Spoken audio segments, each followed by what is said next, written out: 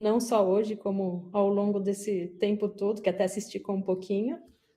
Deixa eu iniciar aqui meu cronômetro. Então, assim, eu fico até emocionada quando eu vou apresentar esse trabalho, Fabi, sempre. Porque, né, essa ideia veio de quando eu estava no começo no meio da oceanologia na UFSB, tendo aula com a Fabi, já estagiária do Lecomar, meio perdida ali, olhando o que aquele pessoal estava fazendo. E Carlos e Fabi sempre dão oportunidade para o pessoal que entra, né, para vivenciar as pesquisas que estão acontecendo. Então, eu embarquei com eles, e junto com aquelas aulas que a gente tinha de nécto, né, dos animais marinhos, ali da ecologia, eu fiquei impressionada ali com a Ilha Guarita, em Abrolhos, né, aquele iguana escorrendo, como todos que passam lá, acho que ficam impressionados, assim como Darwin em 1800 e muito tempo atrás, e fica questionando. E aí, numa aula de nécto, conversando com o Fabi sobre as aves marinhas, né, o papel das aves marinhas ali no ecossistema, no ecossistema marinho, principalmente recifal. Aí ela propôs, a gente conversou de fazer essa pesquisa, que já tem sido feita em vários outros arquipélagos, né, no Oceano Pacífico, Índico, e já tem alguns trabalhos também em ilhas brasileiras. Então,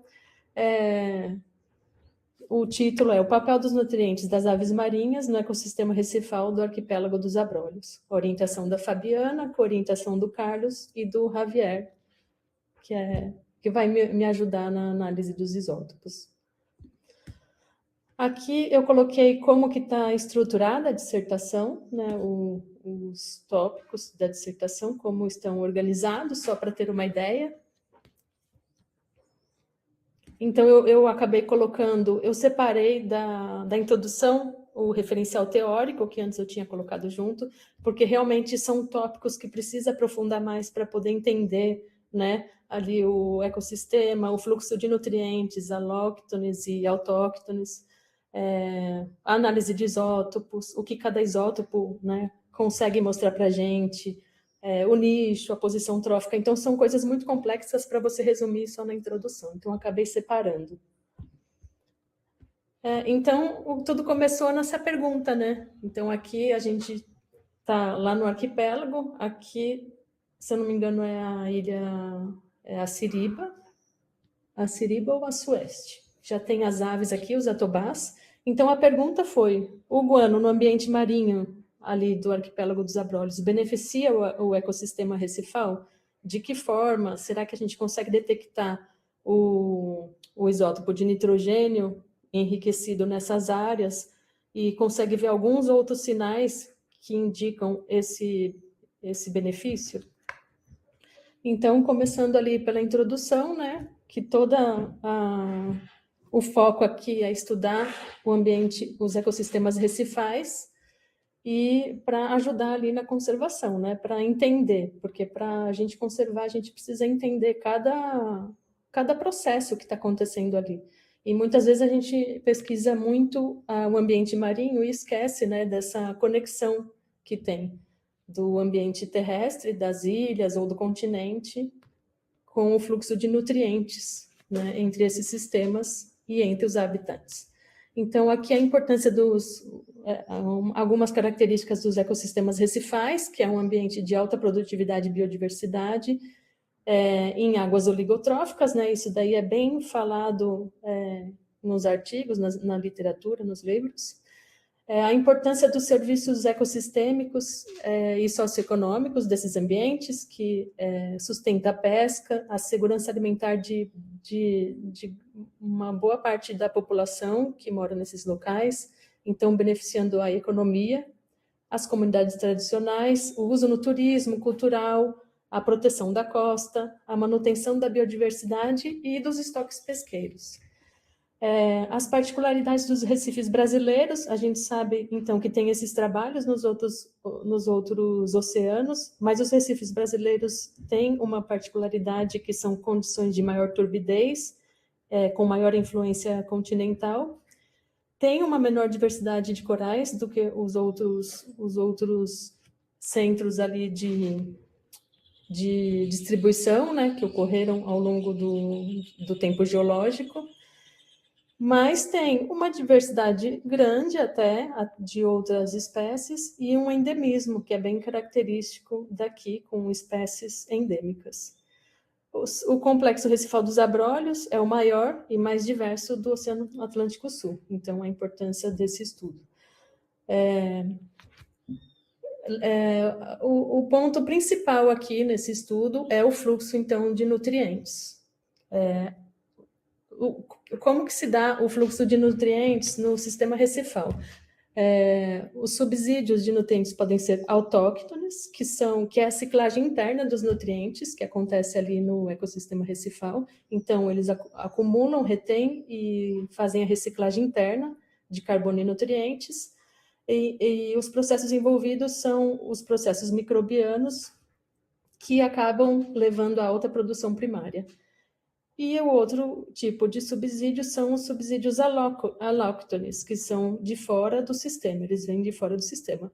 Eles podem vir por vetores físicos, pelo vento, pela água, então, pela água sendo as ondas, as marés, as correntes, a própria estratificação da água, a ressurgência, e os vetores biológicos, que fazem parte desses vetores, os organismos altamente móveis, como as aves marinhas, tubarões, baleias, alguns peixes pelágicos grandes também.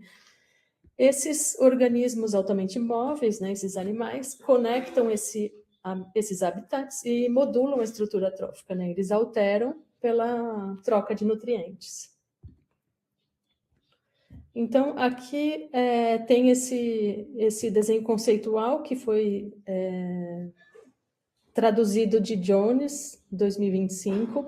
Ela fala da economia circular das aves marinhas. Ela já até colocou um nome nisso, né, de tão importante que é essa entrada de nutriente alóctone no ecossistema de ilhas oceânicas ilhas oceânicas e costeiras.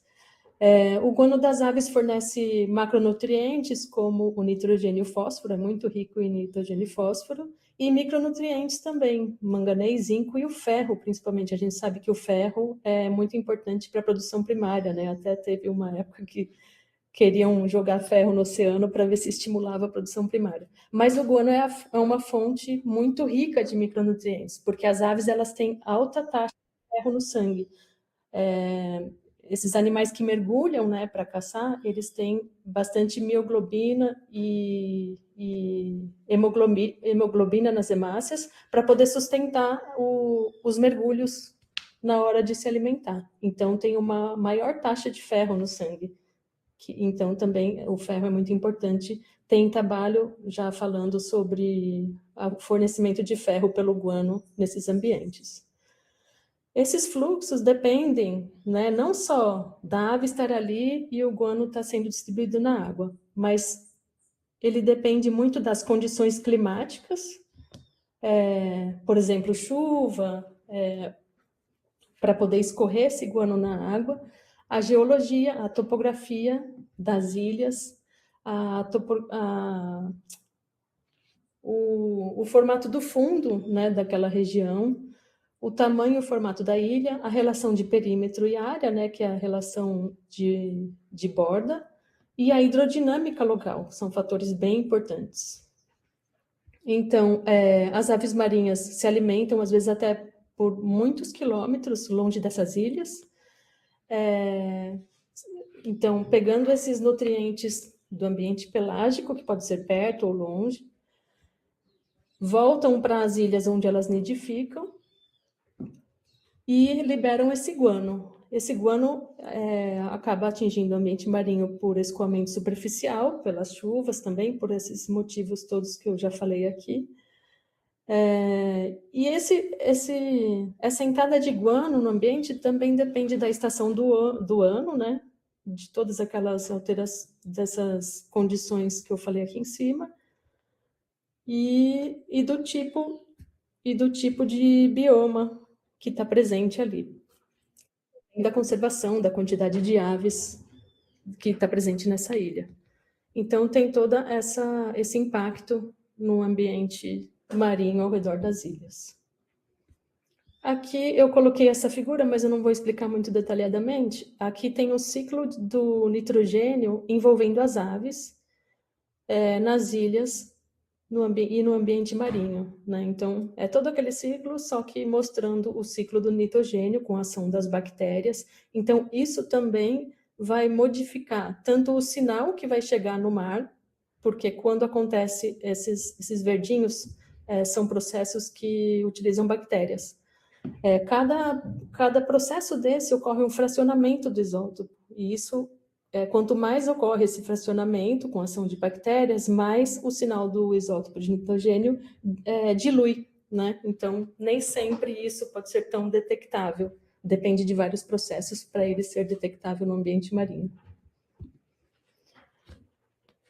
Aqui sobre os isótopos, né? O isótopo de nitrogênio é bastante usado. Ele é usado para a gente definir o nível trófico entre as espécies estudadas.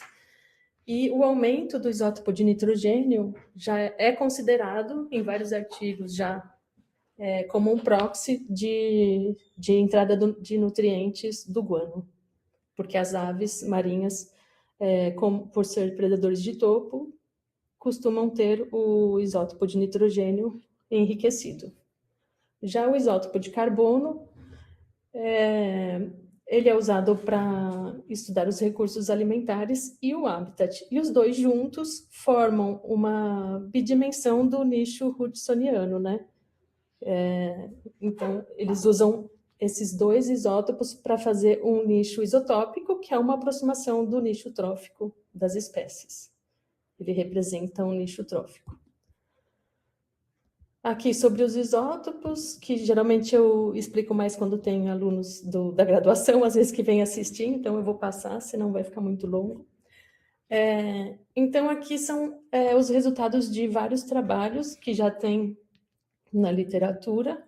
Então, esses trabalhos observaram o enriquecimento de nitrogênio do isótopo de nitrogênio em corais e endocibiontes. Então, são vários trabalhos que já encontraram isso no ecossistema recifal ao redor de ilhas, em macroalgas, no turf e em fenerógamas marinhas, em esponjas, em peixes herbívoros e em peixes criptobentônicos.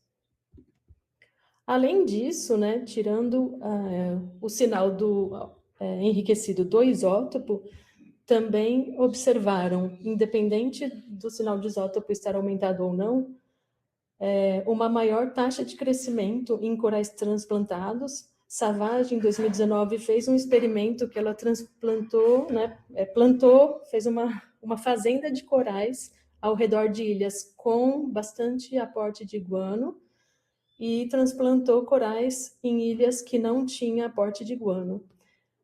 E a taxa de crescimento ao redor da ilha com aporte de guano foi 4 vezes maior nesses corais, que era a Acrópora formosa, o coral. Também foi observado por Benquist, em 2023, maior taxa de recuperação também do coral Acrópora e da comunidade bentônica, maior biomassa também de peixes herbívoros, depois de um episódio de branqueamento em massa. Nesse artigo, ele citou, então, né, de acordo com esses resultados, que a presença das aves, a conservação das aves e a entrada de nutrientes promovem uma maior resiliência do ecossistema recifal como um todo, com ênfase, claro, na recuperação do coral após um branqueamento. Outro achado aqui foi que o coral, um tipo de coral teve ganhos fisiológicos bem elevados. Ele mediu a densidade da simbiodinácea e de clorofila A, que foi 115% maior. Então, foi a mesma taxa, né? Então, como aumentou a densidade do simbionte, também aumentou a clorofila A na mesma proporção. Ele mediu a eficiência fotossintética, que ele concluiu que foi 50% maior, e a taxa fotossintética também. Então, mostrando que esse coral ele tá mais vivo, né? Ele está mais até mais resiliente. Peixes herbívoros apresentaram maior taxa de crescimento e maior tamanho em relação à idade, além de uma biomassa de peixes recifais 48% maior ao redor de ilhas com aporte de guano, com maior efeito nos peixes herbívoros. Aqui, essa taxa de crescimento e maior tamanho em relação à idade, eles fizeram medindo os peixes e através do otólito também, para definir a idade. Então, eles compararam a idade pelo otólito, certo? Também teve ganho em maior tamanho corporal de peixes criptobênticos e fenerógamas marinhas. Eu sempre me atrapalho para falar. Já no Atlântico Sul, foi visto um enriquecimento de nitrogênio em peixes e caranguejos no arquipélago São Pedro e São Paulo, por Andrades, com um enriquecimento muito mais elevado nos herbívoros detritívoros. E Linhares e Bugoni viu enriquecimento no coral siderastreia, também no arquipélago dos Abrólios. Então, o objetivo geral é avaliar a assimilação e influência dos subsídios dos nutrientes do guano na estrutura trófica do ecossistema recifal do arquipélago. Então, a gente vai ver se esses organismos estudados vão ter esse enriquecimento de nitrogênio, de isótopo de nitrogênio. Vamos fazer o nível trófico, né? Então, comparar o nível trófico das comunidades perto e distante das ilhas com aporte de guano. Estudar os nichos para ver se tem diferença, né? Se o nicho vai ter contração, deslocamento, expansão ou algum tipo de métrica de nicho, e integrar esses resultados no contexto local do arquipélago.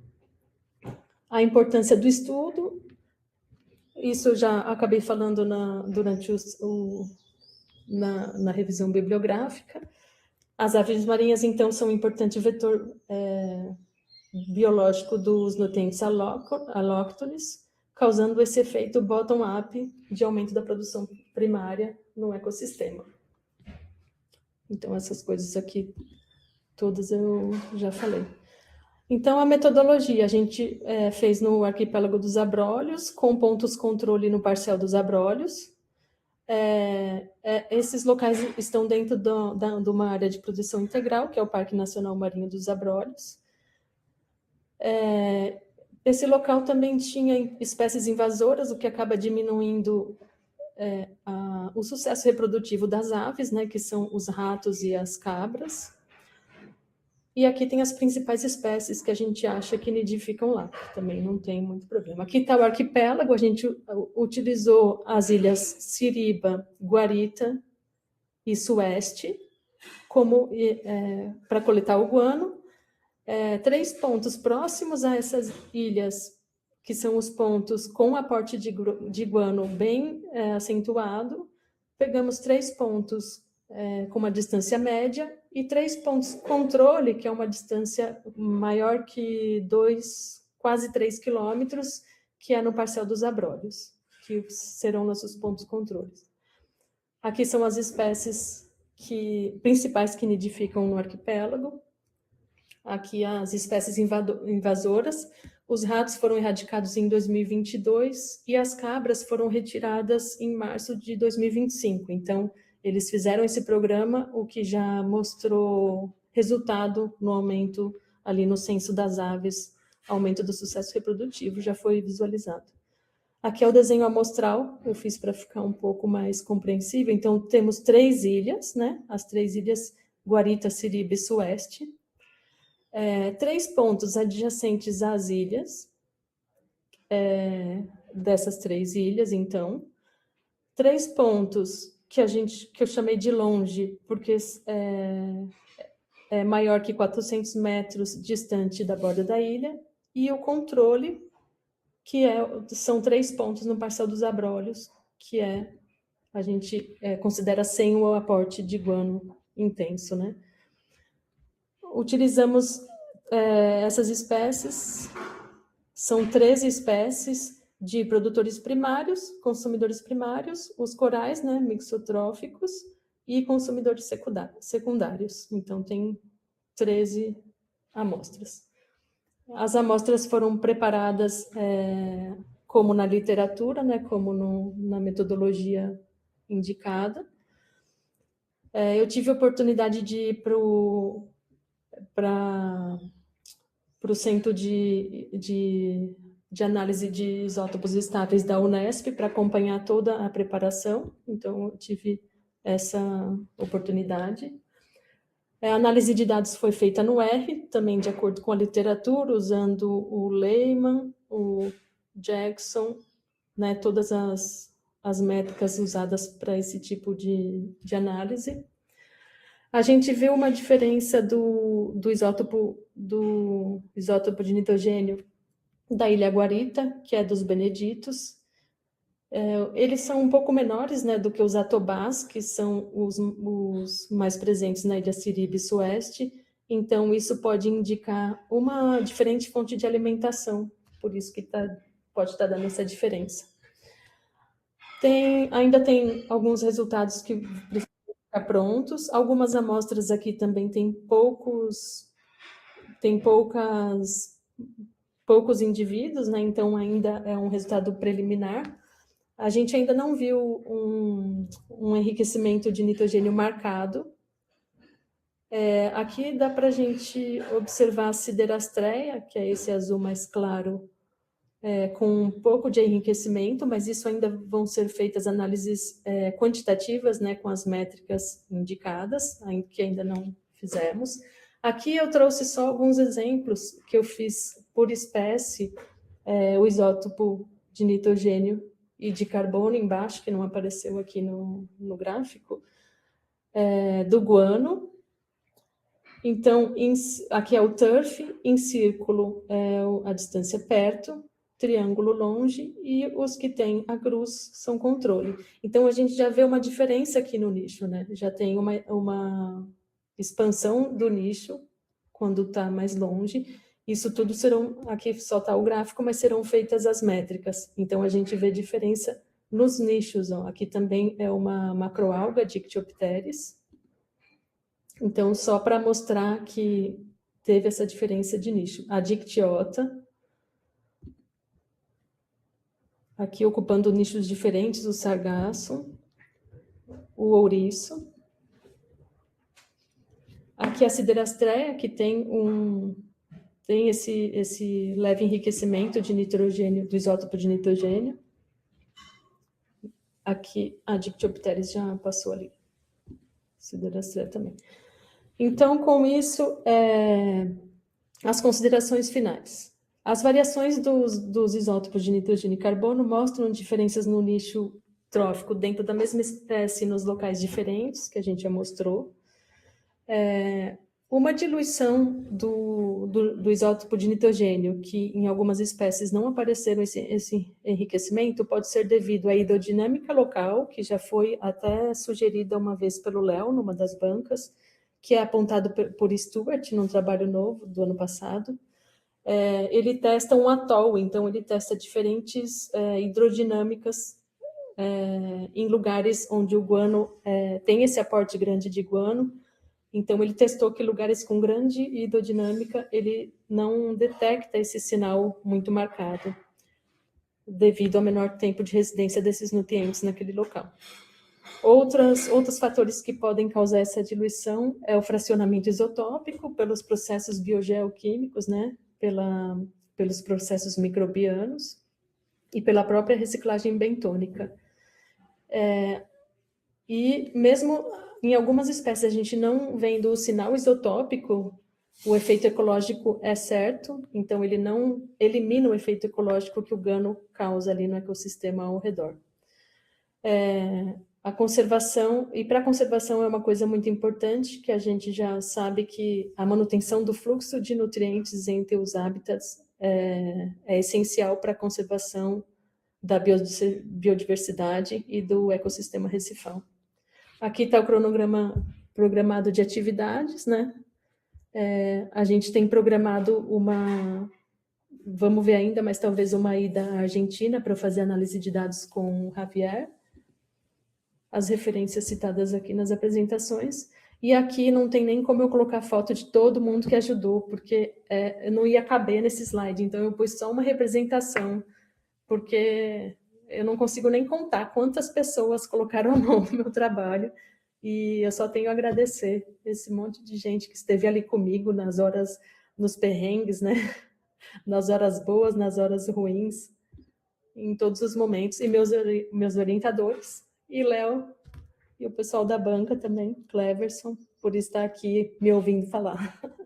E todos que estão assistindo. Muito bom, Cris. Foi cirúrgica também, 30 minutinhos. Perfeito. É sempre emocionante. Imagina quando for a defesa, né, Cris? Nossa, nem me fala. Me foge as palavras. Eu dou uma Não, gaguejada, mas saio, mas saio. tranquilo, faz parte do processo. Você vê que você tem um amor pelo projeto e por isso você fica assim, emocionado. Sim.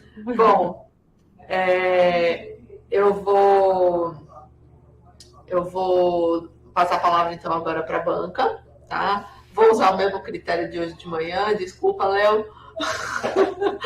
Vou passar a palavra para Cleverson e depois Léo faz a arguição final, tá bom? Fica à vontade.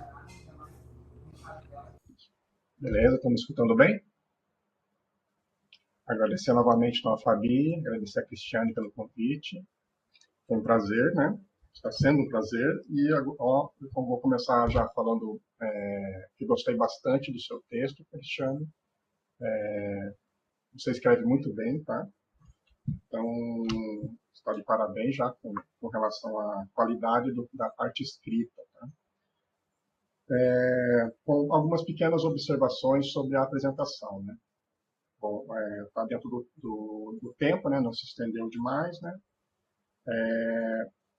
Uma coisa que me chamou a atenção foi aquele slide que você colocou, mas pulou, não falou, né? Então não precisava ter colocado, né? Então não há necessidade de você inserir algo que você nem vai falar, né? Você disse no início da nossa apresentação que você fez oceanografia, é isso? Oceanóloga. Isso, mas eu já tinha formação de medicina veterinária. Ah, Então, ok. Beleza. Uma coisa chata da área da biologia, mas necessária, é a gente ficar atento a questões de nomenclatura, né? Então, nome científico sempre em itálico, né? Eu notei que alguns slides seu nome científico não estava em itálico. E aquela parte de quando não tem um nome específico, né? Só tem um gênero, a parte do SP ele não é italizado. Então, você tem que estar atento a isso, tanto na sua apresentação quanto no seu texto, que são coisas que eu corrigi no texto, mas na sua apresentação também consta aquela parte SP em itálico. Isso não se usa. Tá? Você citou a presença de caprinos em algumas ilhas. Eu acho que no texto não consta essa informação. Em quais ilhas que estavam presentes até março? o caprino só na Santa Bárbara, só na ilha que é habitada, né? Pela Marinha e pelo ICMBio. Ok, beleza. Tá. Então tá, vamos começar a entrar no texto de fato, né?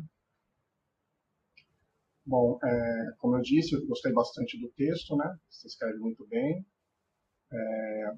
Não fiz grandes alterações, apenas algumas correções, como eu disse, naquelas questões de nomenclatura, né? Nome científico. Uma coisa que me chamou a atenção foi na parte do resumo, você usou várias referências, né? Mas habitualmente, normalmente, não se utiliza a referência nessa parte, né, de resumos.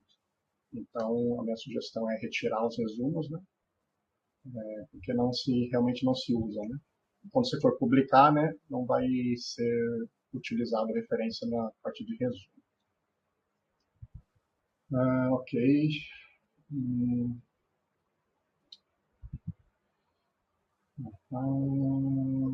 Ok. No final da introdução, você fecha a introdução colocando os objetivos, né, do trabalho. Só que eu senti falta novamente da sua hipótese, né? O que você pretende testar no seu trabalho, né? Isso está bem claro para você? Ou por que não colocou uma hipótese no trabalho? Tá. Tá claro, sim, mas eu não O sei que por você que espera, né? Você espera ter maior quantidade de nitrogênio Tá. mais próximo, né? As coletas Sim, mais próximas, né? Então, tá. estabelecer uma hipótese para você poder testá-la novamente, posteriormente, tá bom? Tá bom. Ok. Bom, com relação aos objetivos, beleza, tudo todos bem claros, definidos. Uma coisa que eu notei também, que você vai ter que rever no seu texto, são o padrão de citação das referências. Às vezes você utiliza citação tudo em letras maiúsculas, né? Às vezes está minúsculo, então vai ter que definir qual é o critério que você vai utilizar, se você vai seguir algum critério de alguma revista em específico, e daí colocar tudo no mesmo padrão, né? Porque ao longo do texto a gente vê várias tá bagunçado, vamos dizer assim, né? Às vezes está tudo maiúsculo, às vezes está minúsculo, então rever essa parte aí. Uma parte do referencial teórico, um parágrafo, na verdade, ele parece que foi um copy-paste da introdução. Então, é o mesmo texto repetido, um parágrafo. Então, definir se você vai manter na introdução ou no referencial teórico. Porque está exatamente escrita da mesma forma. Algumas referências estão faltando, então sugiro você fazer um pente fino, né, nos próximos textos, né, que tem referência citada no texto que não consta na seção de referências. E vice-versa. Então, fazer um pente fino nisso, né. Ok. Outra questão com relação a referencial, às vezes você, para suportar alguma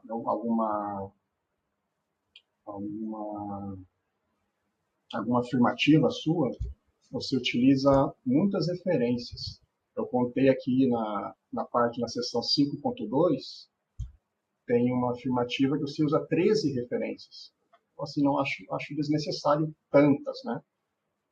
Até porque quando você for finalizar o seu texto para submeter para publicação, não vai ser necessário tantas, né? Então, de 3 a 4 referências já é suficiente, né? Não há necessidade de utilizar 13.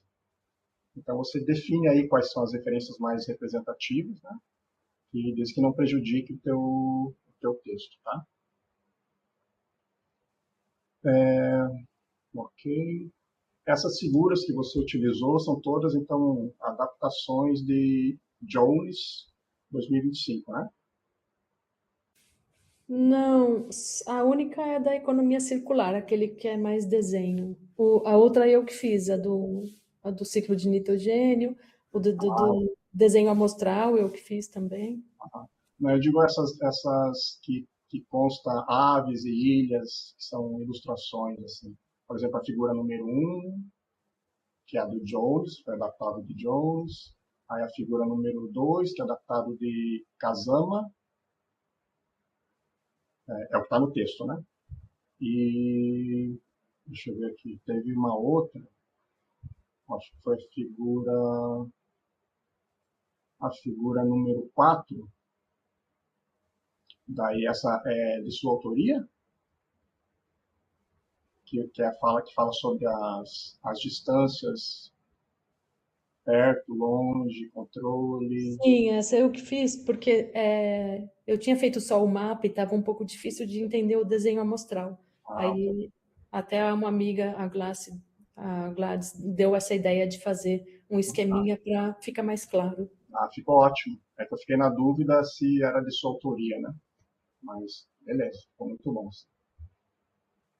Deixa eu ver o que mais aqui. Bom, ao longo do texto fiz pequenas alterações, tá? Na escrita, uma coisa ou outra, mas de modo geral, tá tudo ok. Deixa eu ver aqui mais.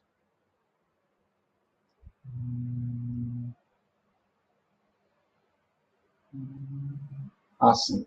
Na parte seção 5.2, desenho amostral e coleta de dados. Eu senti falta da data que foram realizadas as coletas. Você fala que foram feitas coletas nas ilhas, tal, 30 amostras, mas não tem a data, né? As coletas nas zonas tratamento e controle foram realizadas no mesmo período? Não foi, porque eram essas 3 espécies e eram 9 pontos amostrais. E cada espécie, o objetivo eram 10 indivíduos. Então, foi muita coisa, assim, e era impossível fazer num embarque só. Então, foi muito longo. Mas eu tenho a data certinha de cada um e eu vou colocar. Tá. Vou deixar claro isso. E também, já que não foi no mesmo período, é importante, eu acho que você detalhar se foi no período de chuva, de seca, essas coisas todas, né? Porque, como você diz mesmo no texto, isso influencia, né? Então, Sim. deixar claro para o leitor essa questão. Certo. Deixa eu ver aqui mais.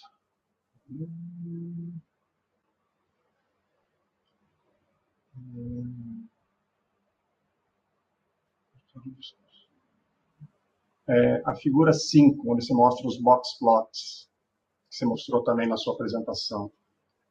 Você não chegou a comparar com algum teste estatístico, né? Nesse momento, né? Não. Ainda não, né? Mas pretende, provavelmente, né? Sim, a gente vai fazer. Para ver se realmente vai ter alguma diferença estatística, né? Assim, visualmente parece que vai ter, né? Entre a guarita e as demais ilhas, né? No tocante ao nitrogênio. Sim. Agora, com relação ao carbono, não dá para saber nesse momento. Né? Sim. Com relação à figura 6, sobre o nicho isotópico do guano das aves marinhas. Você coloca ali os valores de... Isso, figura número 6. Que é o eixo Y, o Y é o nitrogênio e o eixo X é o carbono. Está faltando aqui definir o que é o eixo X. Aqui está faltando também definir o que é o eixo X, tá? Tem que corrigir também. Essa figura eu fiquei assim pensando que ela está um pouco difícil de entender, né? Porque tem muita sobreposição, né? Para entender algum tipo de padrão, né? Há várias sobreposições ali entre as espécies, né? E depois eu acho que as figuras de, acho que é 8 até 18, se não me engano, você daí detalha por espécie, né? Então, fiquei pensando para essa figura, se você poderia ao menos fazer uma figura com 3 plots, cada plot sendo uma perto, uma longe e uma controle, né? Para tentar diminuir essa sobreposição.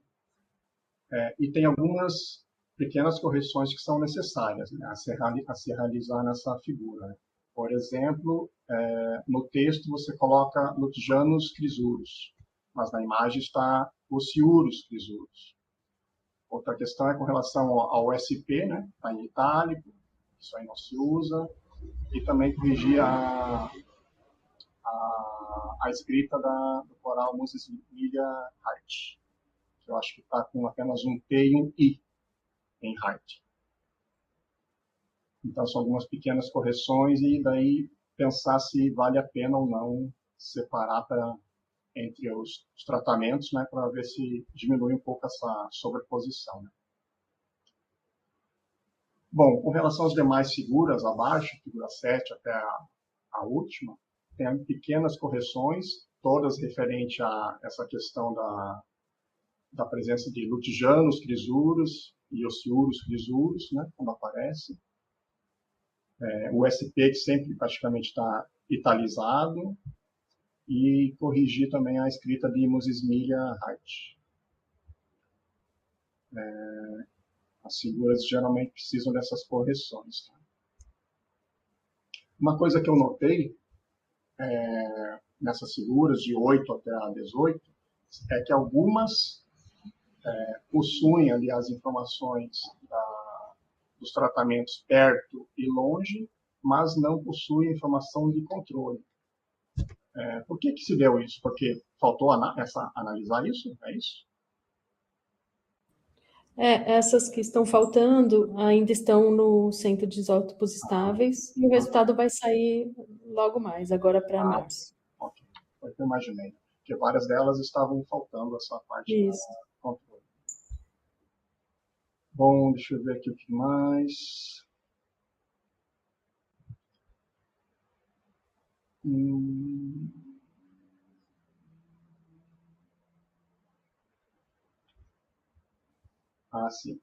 Logo após a figura 18, e você cita na sua apresentação também o trabalho do Stewart, 2025, né? Sobre a hidrodinâmica local, né? Mas você acha que aqui no texto parece que a utilização dessa referência para se referir ao arquipélago de Abrolhos parece que não cabe muito bem, porque Stewart fez o trabalho na Polinésia Francesa. Então, você está utilizando um trabalho de outra localidade para tentar justificar os seus resultados em Abrolhos. Então, fiquei assim, não sei se nesse contexto aqui específico se encaixaria para justificar em Abrolhos a utilização dessa referência. Porque parece que ficou um pouco fora de contexto, né? Utilizar um trabalho lá da Polinésia para justificar, porque a hidrodinâmica nesses dois locais são bem diferentes, né? Então, não sei se teria outro tipo de referência para tentar também justificar esse resultado seu. Então, fica aí para você pensar sobre essa questão, tá? Deixa eu ver o que mais. Bom, eu acho que, no geral, é isso. São pequenas sugestões e melhorias que podem ser facilmente implementadas aí por você, né? E, assim, eu fico aguardando aí os próximos passos, né? O que você acha, quais são os testes que você pretende utilizar para testar essa possível diferença entre os seus tratamentos, né? O perto, longe, o controle, né? Que ainda a gente não tem esses resultados, né? Então, o que você espera, assim, mesmo na sua cabeça, assim, o que você sabe e o que você pensa sobre isso nesse momento, sem ter esses resultados ainda, né? Esses trabalhos que já existem, eles mostraram assim um enriquecimento de nitrogênio mais marcado, apesar de que alguns não acharam, mas acharam alterações funcionais, né, no ecossistema para justificar. Então, eu não sei ainda o que vai acontecer quando chegar todos esses resultados e a gente colocar, porque muitos desses que faltam são de corais, e coral realmente o que as pessoas acharam bastante, inclusive em Abrolhos, né? O Linhares e Bugoni. Então, vamos ver o que vai acontecer e aí a gente vai aplicar todas as métricas ali, a gente vai fazer a estrutura trófica de cada localidade, comparar para ver se tem algum efeito também de mudança nos níveis tróficos de acordo com o aporte do guano ou não. Então, isso tudo a gente vai comparar. Fazer essa comparação dos nichos também, né? Se teve contração, se teve sobreposição, se teve deslocamento do nicho nas diferentes localidades. E todas né, o nicho e a estrutura trófica, a gente quantifica também, né? Com as métricas lá do Lehman e do Jackson, E tem um outro trabalho também. Todos têm métricas aplicáveis. Inclusive, tem um que faz uma modelagem, né, para amplificar esse sinal e ver se ele faz essa métrica fazendo uma modelagem. Então, vamos fazer isso e ver o que vai acontecer. Beleza, Cristiane. Então, no geral, é isso que eu tinha para falar, para te contribuir também. E agradecer novamente o convite e te desejar muito sucesso, viu? Obrigado. Obrigada, Cleverson. Obrigada pelas considerações.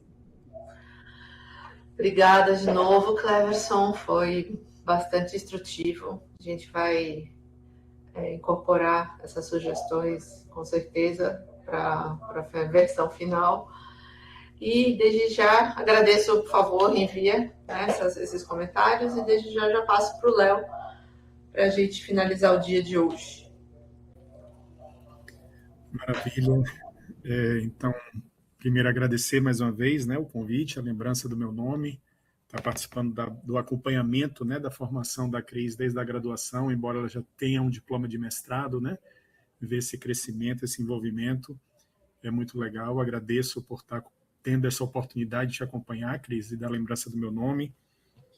Fiquei emocionado com sua emoção, né, também. Eu passei por uma dessa que eu via na minha graduação, lá na Ilha de Taparica, trabalhando com peixe, embora no sertão de Feira de Santana, ia para a praia coletar peixe e via sempre que quando tinha peixe tinha muita macroalga, né? E aí ficava tentando ver, e quando eu terminei o doutorado, a oportunidade que eu tive de me conectar aos isótopos foi testar justamente isso, nessa associação entre macroalgas e peixe. Então, fiquei imaginando aqui, me deu um feedback assim, eu fiquei imaginando, um flashback, fiquei imaginando aqui as tuas conexões, né? Então, parabéns por estar trilhando esse caminho. Bom, antes de fazer as considerações do meu trabalho, também como eu fiz com o Antônio mais cedo, eu queria te fazer uma pergunta. Você está frustrada? O Luiz está rindo aqui do lado. Por quê? Veja, vamos lá. Você, com teus dados, o que você tem agora, você vai com toda uma motivação... de achar o isótopo de nitrogênio lá em cima. Então, né, você dizendo que as ilhas estavam escorrendo, guano, e aquilo ali tudo, você imaginando ter super efeito, nitrogênio bombando e tudo, e aí? Você está frustrada? Não, sabe por quê? Porque todos esses trabalhos mostram assim um sinal super marcado. Mas espera aí, aqui em Abrolhos não é assim, não. Aqui em Abrolhos é muito mais complexo do que você imagina. Aqui tem muitas vias, aqui o Bentos ali está bombando, então eu acho que isso explica muito a diferença do ecossistema recifal brasileiro dos outros. Então, eu acho que é um caminho, assim, não que eu estou explicando, não que eu estou justificando, mas eu acho que é uma coisa para se investigar. Por que que aqui é tão diferente? Então, eu acho bom. E, assim, eles estão falando, isso é uma regra. O enriquecimento do isótopo de nitrogênio é um proxy bem confiável do aporte de guano. Não, peraí, aqui não é assim, não. Então, não é bem assim. Então, todos esses trabalhos, eles vão de repente olhar para o meu e falar, nossa, isso daqui não funciona lá no Brasil. Né? Então, eu acho que é interessante, porque eu vou procurar outros caminhos. O que eu posso mostrar também que o guano está causando ali, que não seja só o sinal isotópico, porque o sinal isotópico está diluído, se for esse caso, né? Então, eu tenho outras coisas para mostrar também. Maravilha. E eu fico muito feliz com essa tua resposta, porque, veja, diferente do que eu não sei se você viu a apresentação do Antônio, eu defendi no Antônio, na atividade do Antônio, a questão dele ser um trabalho descritivo e não ter necessariamente uma hipótese. Mas você, como o Cleverson falou, você tem, inclusive, teu referencial teórico, Cris, e tua introdução assim, muito bem construída, do jeito que está, te permite com muita tranquilidade apresentar uma hipótese. que é a hipótese que você está já assumindo que é a tua emoção. Né? Você viu aquele guano todo, aquela fonte de nitrogênio absurda, a tua hipótese é: este guano faz um frisson aqui. Né? Uhum. E aí tem os dados preliminares até o momento, né? Você já falou para a gente que tem um monte de coisa, ele está dizendo que não. Né? Ele está, vamos dizer, aceitando a hipótese nula, que parece que é tudo fruto do acaso, né? Você não está vendo um padrão. E por que eu estou dizendo isso? Né? Então, você vai testar uma hipótese, e porque as pessoas na ciência, Cris, elas têm acho que é um hábito nosso de valorizar que ciência só é ciência se acha o efeito do guano. Sabe? Então, se não tiver o efeito do guano, meu Deus, a dissertação da Cris não vale nada. É Entende? claro que ia ser tão bonitinho o negócio tá lá em cima, né? Mas Não é? Pois é, mas por isso que eu comecei perguntando para ti isso, e não te choca, mas é para a gente fazer essa reflexão, gente, pelo amor de Deus, não é só porque a gente aceita a nossa hipótese de trabalho, ou seja, rejeita a hipótese nula, que o meu trabalho tem valor científico. Até tem uma revista, não sei se ainda está valendo aí, mas um tempo atrás eu fiquei sabendo de uma revista que só aceitava publicar artigos que aceitavam a hipótese nula. Ou seja, que não tinha padrão. Entende? Porque a ciência é isso, como você... E aí eu achei... eu concordo com o Cleverson, né? Tem muita coisa ali que ficou... você vem muito bem na tua introdução e fundamentação teórica, mas chega nos resultados, eu acho que você talvez um pouco cansada até né, dessa preparação toda, tá as coisas assim que fica difícil da gente entender onde você quer chegar, né? Mas você vem arrematando com essa consideração que eu acho fundamental. Você está trabalhando com um sistema extremamente complexo. Então, você já a partir daí né, achar que uma ferramenta de assinatura química vai te dar todas as respostas, tá?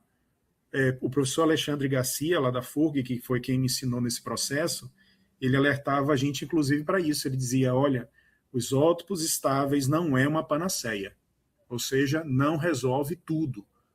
Tanto é que ele sempre falava, ó, quando você for pegar os isótopos estáveis, vai estudar também dieta de peixe, vai entender outras coisas, porque pode ter outras informações ali que o guano não leu o artigo científico que a gente estava lendo. E aí não vai concordar com a gente, vai seguir outro padrão. Né? Então, por isso que eu acho que eu queria fazer questão, né, por isso, né, porque eu fico com receio quando eu vi aquele teu primeiro gráfico, né, com guano, aquela faixa, e todo mundo ali não tendo esperado, aí de fato, né, dá aquela, puxa vida. Mas não, isso faz parte também, tá? O isótopo não é uma panaceia, muitas vezes ele não é o suficiente. Até estar trocando uma ideia com o professor Garcia, tem gente já falando, tudo bem que não vai muito à frente isso, porque é muito caro, né?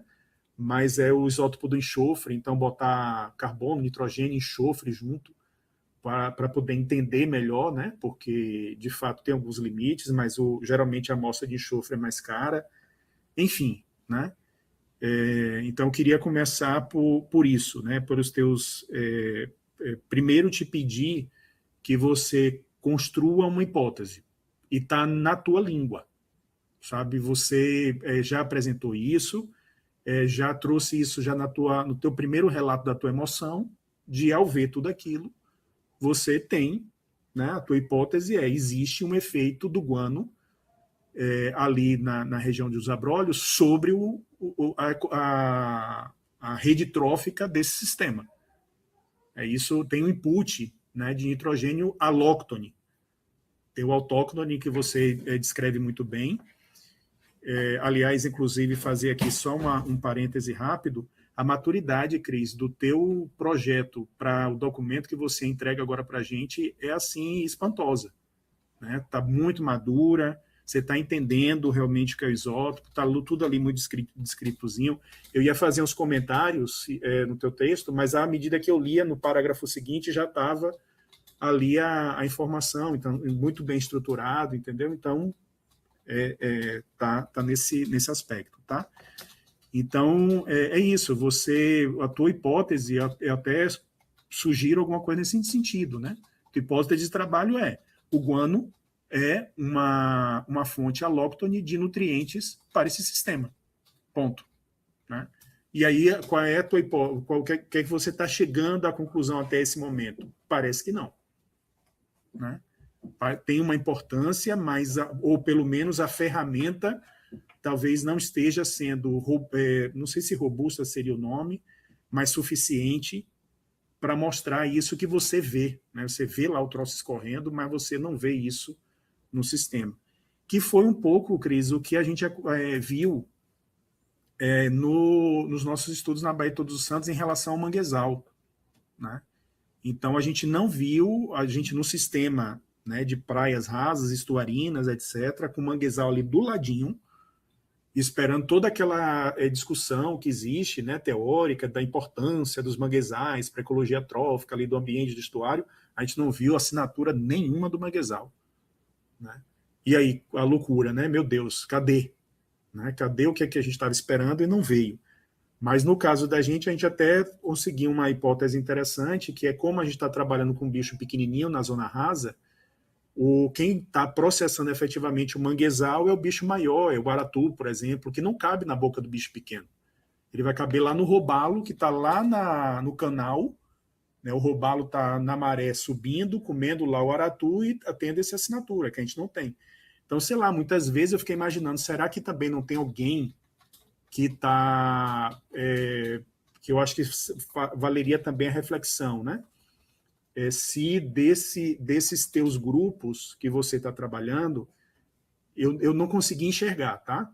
Eu já te adianto isso, mas só para uma reflexão da gente, se nesses grupos todos que você pegou a macroalga, você pegou coral, você pegou lá uns peixes mais, animais mais sésseis, outros mais, né, que transita mais, se está faltando alguém que poderia ter uma assinatura até pelo próprio comportamento. Eu fiquei refletindo sobre isso, eu acho que não, porque é isso, né? Você pega os produtores, você disse que não tem ainda o resultado do coral, né? Então tem o coral, mas o ouriço está lá, que ele é mais céssio, mas tem a donzelinha lá que também é mais territorial, então está submetida ao ambiente, mas você também tem bichos que estão andando, né? Enfim, mas o que é que está acontecendo é a dor de cabeça que você vai ter que enfrentar agora para buscar explicar isso, né?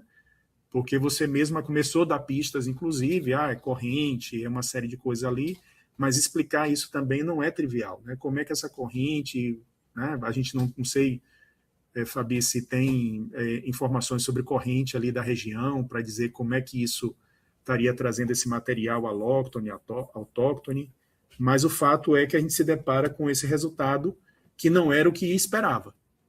A gente como você mesmo disse, você estava querendo um negócio bombando e não encontrou. Mas, mais uma vez, insisto, não é o fato de que você não encontrou aquilo que não é esperado que teu trabalho não está interessante, muito pelo contrário, está muito interessante. Tá? Inclusive para isso, né? Para dizer, opa, pera lá, talvez não, e talvez assim, não seja, insisto, um problema do guano em si, mas talvez da ferramenta. Né? Então, não sei também, aí teria que perguntar para o Javier, já tem um tempo que eu não trabalho com isso de isótopos, mas esse negócio do enxofre, será que ele, né, seria um outro isótopo a ser colocado e, quem sabe, ter o sinal? São leves que eu estou levantando apenas para... Diga, Fabi, você levantou a mão? Não, se me permite, eu acho que a gente pode aproveitar aqui e ter uma discussão, que eu acho que é para isso que a gente está aqui. Uhum.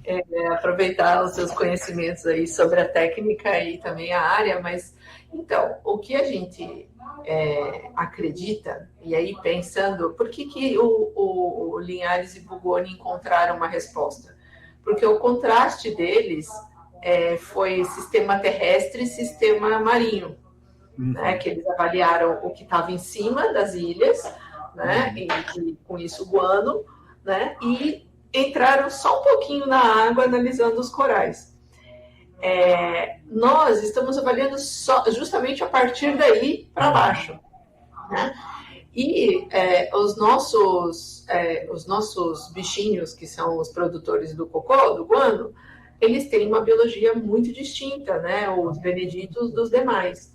Então, quando a gente vê um guano, a gente vê a diferença clara do benedito para os demais. Então, o benedito tem um guano muito enriquecido em relação aos atobás, que é a guarita. Só que a guarita é um titicagésimo perto do que é todas as outras ilhas, né? Em termos de quantidade e em quantidade de aves também. Né? Então, assim, o que a gente acha? A gente acha que, primeiro, a grande primeira diferença, Abrolhos não é um sistema oceânico, como todos os trabalhos que foram feitos anteriormente nos outros trabalhos, onde se vê uma diferença, né, crítica do nitrogênio, de aporte de nitrogênio para esses sistemas. A gente está falando de ambientes oceânicos, Abrolhos não é, ele está dentro da plataforma, né? Então essa já é a primeira grande diferença. Segundo, a gente tem 2 grupos de aves que comem completamente diferente, os beneditos que vão lá para a casa do chapéu comer, e os outros que estão comendo por ali. Então, assim, como que a assinatura desses outros vai ser diferente da assinatura daquele local? Então, por isso é uma das coisas que a gente está achando, né, que, poxa vida, se estão comendo por ali, se os peixes são dali, obviamente a assinatura, né, isotópica deles vai ser muito próxima do bicho que ele vai estar comendo, ou próxima, né, disso. Então, não vai ter diferenças, né, de enriquecimento em relação a isso, principalmente pensando nos atobás. Né? Então, o efeito a gente não conseguiria ver, né? De forma que a gente não tem uma assinatura específica dele. Né? Então, essa é uma das coisas. Né? E ainda, além disso, e aí vem a parte do carbono, que essa é a outra parte que a gente fala, poxa vida, como assim? Né? E esse é o grande passo que a gente está tentando entender um pouquinho mais, que é justamente essas questões de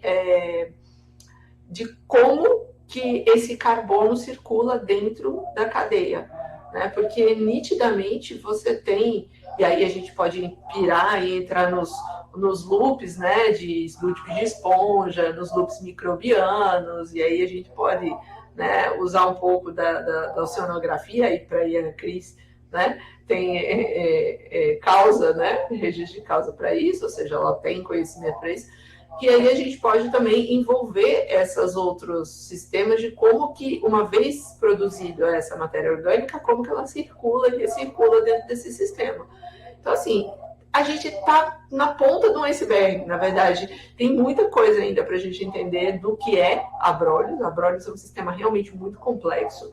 Nitidamente, o Ravi, né, que é o orientador da Cris, ele trabalha, né, com os pinguins da Patagônia.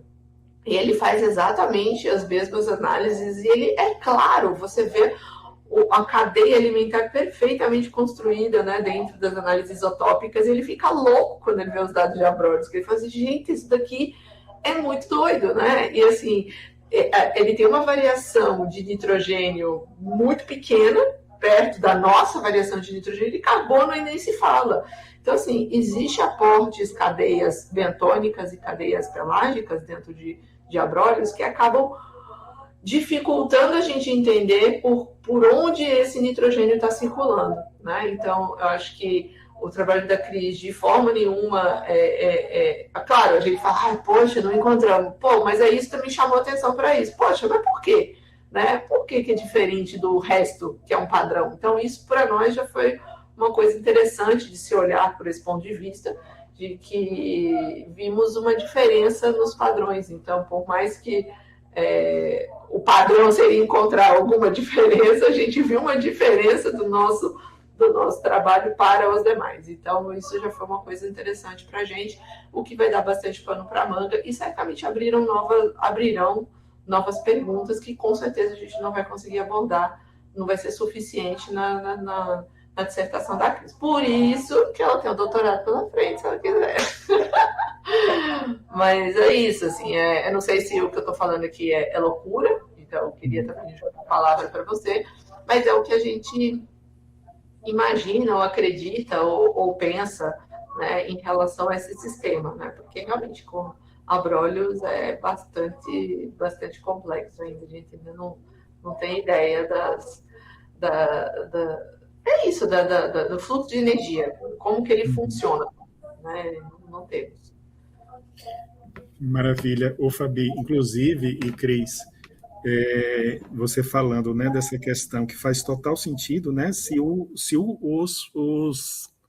passarinhos estão comendo peixe dali, vão perdendo a palavra, né, a palavra chula, vão cagar dali do mesmo peixe que come, então por que esperar um nitrogênio diferente, né?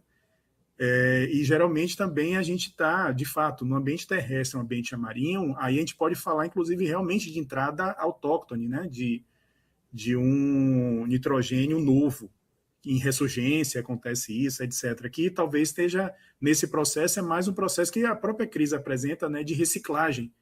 Então, o mesmo nitrogênio ali sendo reciclado, então fica difícil ver essa variação. Aí me lembrei de um trabalho lá também na FURG, porque teve quem primeiro inaugurou essa questão lá com o professor Garcia foi a Malu Claudino, e ela também não viu o efeito dos marismas, mas tinha um efeito do enriquecimento com a decomposição. Então, gerou um trabalho de pegar o marisma, enfim, as fanerogamas ali do marisma, botar isso no sistema, no próprio ambiente, cortar as folhas lá, botar nos voal lá, para decompor, para esse processo de decomposição e vendo cada etapa lá de tantos em tantos tempos, se o nitrogênio mudava para poder justamente também entender essa entrada, né? Porque a folha lá do marisma, assim como do manguezal, ele não cai e entra direto na boca do bicho, né? Então tem um processo de decomposição, de fracionamento. A Cris fala disso da evaporação, né, do nitrogênio ali, enfim. Então tem, de fato, mais uma vez, né, isótopos não é uma panaceia, no sentido, não é preto no branco, tem essas várias vertentes aí. Eu fico imaginando também do aporte pelas correntes, né, até de própria macroalga vindo de outros sistemas ali próximos, que pode ter, também fonte de material alóctone, né? Então, quanto de material alóctone não está aportando nesse sistema, né? Então, e de fato, isso é interessante que abre uma porta para várias discussões e vários entendimentos, e associação aí com a sonografia física, para entender melhor as correntes e por aí vai.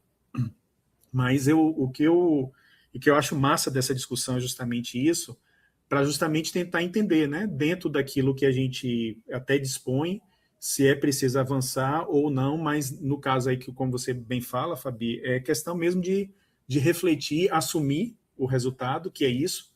Não temos sistemas como a Patagônia, não temos o sistema como outras coisas lá, e é isso, essa complexidade, abrimos a primeira porta e vamos agora detalhar cada portinha dessa para tentar entender melhor, né? E aí pronto, aí fica, mais uma vez, Cris, é por causa disso que eu estou insistindo, tá?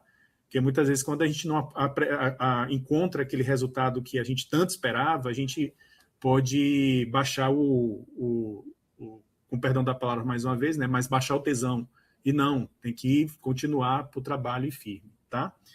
Bom, sobre o trabalho em si, mais uma vez, né, já indo para o final das minhas considerações, porque são poucas realmente, a maturidade da tua introdução e referencial teórico é inegável, tá? É impressionante mesmo, eu aprendi muito contigo. A única coisa que eu pediria para você seguindo o que o Cleverson falou, é ver as referências do resumo, retirar, trazer a introdução e também pensar direitinho ali. Tem algumas coisas que no referencial teórico se repete da introdução, né? Então, dá uma enxugada nisso, porque o referencial teórico é aquilo que realmente vai sustentar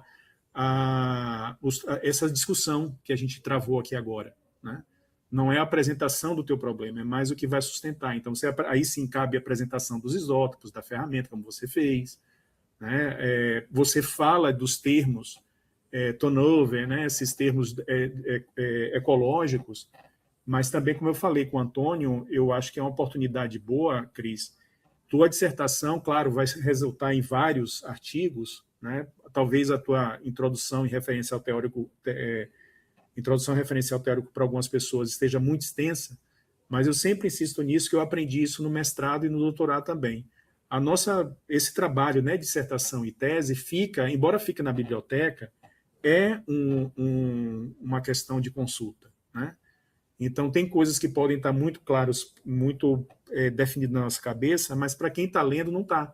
Então, você fala de turnover, fala de processos bottom-up, né? Mas o que é isso?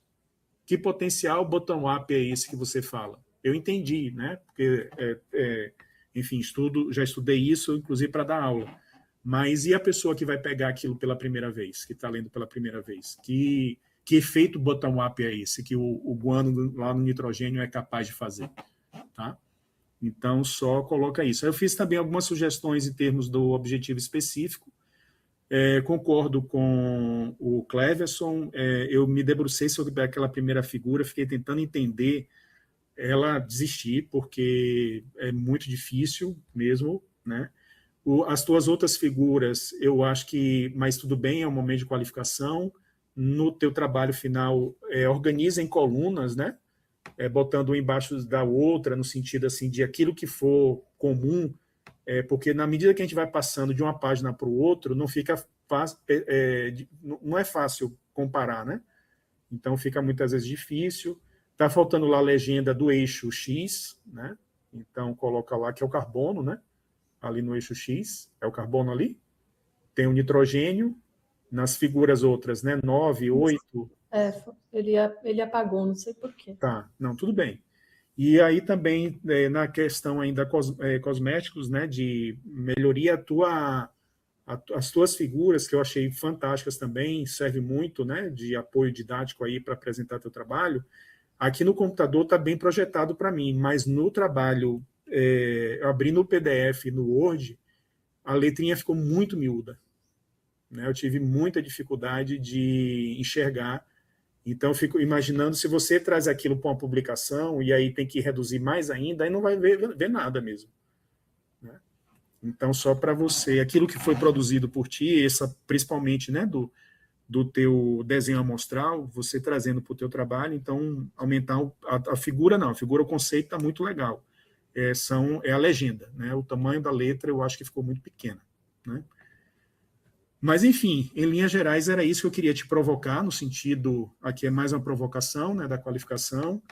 O objetivo da gente é avaliar se você está caminhando com o teu projeto, se você tem a capacidade de defender no prazo, embora, né, ali a parte de resultados esteja, a minha palavra me permita usar essa palavra, mas não me vem outra na cabeça, está um pouco caótica, né, ainda precisa de muita organização ali, mas eu vejo tranquilamente uma dissertação no horizonte, então não vejo qualquer motivo de, enfim, ter dificuldades aí com a tua qualificação, tá? Mais uma vez, parabéns, que bom pela tua emoção, o PPG SAT não tem muito disso, mas eu aprendi com o PPG CTA, principalmente com o pessoal da parte mais social, né, da gente ter nos nossos trabalhos também memorial. Não sei se cabe no SAT, mas eu acho que o memorial seu, assim, com essa tua... De onde tu veio, que trouxe você até aqui, seria até bacana, mas, obviamente, isso aí é só questão mais de perfumaria mesmo, tá? Parabéns mais uma vez a ti, a Fabi e ao Carlos aí pela condução dos trabalhos. Obrigado. Obrigada, Léo. Gente, eu vou só abrir uma salinha aqui para a gente poder... Vou colocar aqui no chat, tá? Para a gente poder discutir rapidamente e a gente já volta para lá. Achei aqui, vou colocar aqui. Cleverson mandando bate-papo privado. Ou no público mesmo, tá, gente? Se vocês entrarem, eu vou negar, tá? Volto já, Cris. Tá bom.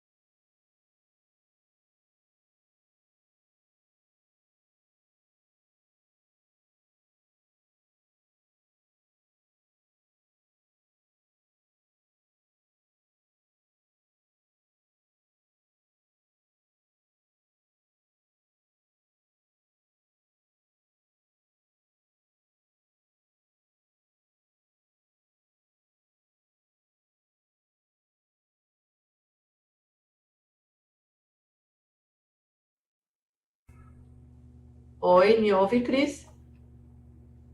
Peraí, talvez não. Sim. Pronto. Porque às vezes eu saio da sala, vou para outra sala, aí o microfone carrega para outra sala, aí depois não volta, enfim. Coisas de... Deixa eu só esperar o Léo voltar. Vou aproveitar e fazer a mesma solicitação. Se Léo puder também abrir a câmera para a gente tirar uma fotinho. Cris, põe a sua primeiro slide, por favor. Tá. Ainda que esse slide está lindo, mas o primeiro. Peraí. Se possível. Estou me conectando aqui de novo no celular, tá? Sim, senhor. Só para a gente tirar uma fotinho. Bom, Cris, vou adiantando enquanto o Léo vai se conectando. Bom, como a banca mencionou, né, tem aí algumas modificações para fazer, né, tem uns, né, melhorar um pouco aí teus resultados, né, você escreve muito bem, então isso já ajuda bastante, né, mas, enfim, que ainda que a gente tem novas análises para serem inseridas, né, para ser juntadas, né? Então você precisa ainda trabalhar um pouco isso. Com certeza o Ravi vai ser uma pessoa ideal para te ajudar nessa parte, né? Mas também que a gente está à disposição. Dito isso, a banca te aprovou, tá? Na qualificação e uma etapa vencida, né? E com a nota 9, tá?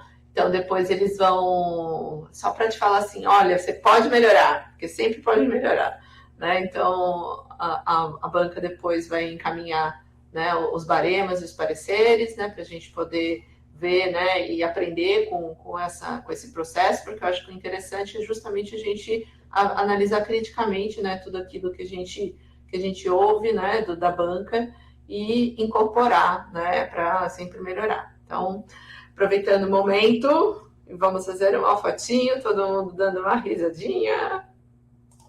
Pronto, mais uma para garantir. Pronto. Show. Obrigado. Cris, quando você quiser, vamos lá cutucar o pessoal lá da Unesp para mandar as sequências, né, os resultados. Estamos aqui. Tá? Cleverson e Léo, muito obrigada pela maratona de hoje. Foi show de bola. Obrigada, gente. Tchau, tchau. Anotei cada palavrinha para adicionar no meu texto, porque são muito preciosos esses conselhos que vocês dão. Obrigada, viu? Exatamente. Obrigada, Fabi. Obrigada, pessoal. Tchau, gente. Tchau.